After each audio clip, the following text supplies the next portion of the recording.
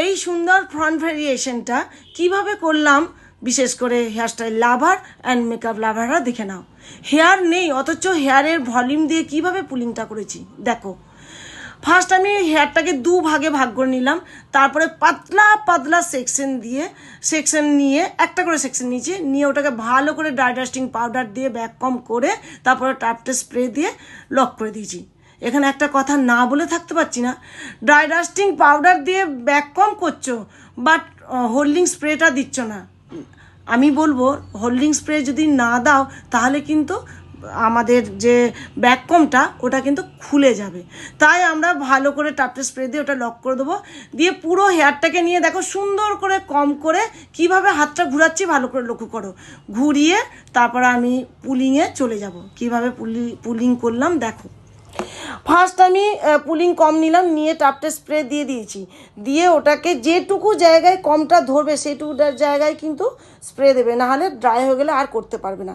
যতক্ষণ না ড্রাই হবে তারপর ততক্ষণ কিন্তু কমটাকে সরাবে না। এইভাবে পুরোটাই করো, কমপ্লিট করো।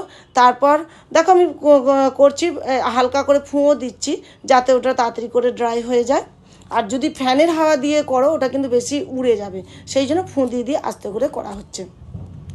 পুরোটা এভাবে করছি, এটা স্টুডেন্টদিকে দেখাচ্ছি বলে আমি ওখানটাও ভিডিওটা রয়ে গেছে আর কি।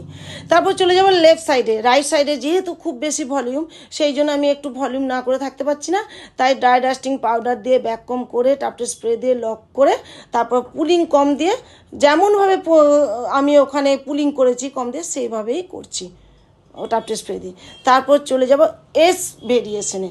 এসটা কীভাবে করলাম, আমি ফার্স্ট সি এর মতো একটা রাউন্ড করে একটু হেয়ার নিয়ে নিয়েছিলাম, নিয়ে হাতটাকে ভালো করে লক্ষ্য করো। হাতটা আমার যে চেটোটা ওটা যেন স্ক্যাল্পে থাকে, আর দুটো আঙুল সিজারের মতো নিয়ে আঙুলটাকে সরিয়ে স্প্রেড করে টাপটে স্প্রে দিয়ে যতক্ষণ ড্রাই হয় ততক্ষণ আমি ছাড়িনি। তারপর পুরোটা স্প্রেড করে এখানে আমি 19mm কার্লার দিয়ে ভালো করে কার্ল করে নিচ্ছি।